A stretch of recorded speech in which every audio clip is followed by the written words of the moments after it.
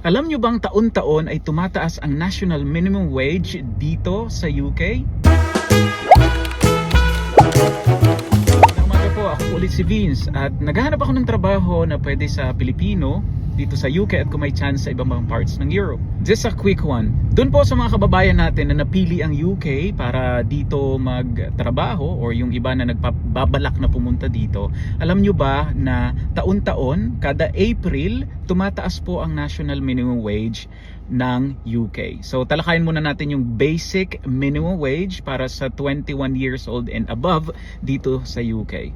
Katulad nito, itong mga nagtatrabaho sa McDonald's, mostly yung mga entry level na trabaho dito as crew ay national minimum wage. Pero marami dito yung mga below 21 years old and obviously iba-iba po kasi ang salary rates para depende sa age dito sa UK. Alright, going back. Basic national minimum wage sa UK mula noong 1st of April 2025 ay 12.21 pounds. Kayo na po ang bahala mag-convert kung magkano yan.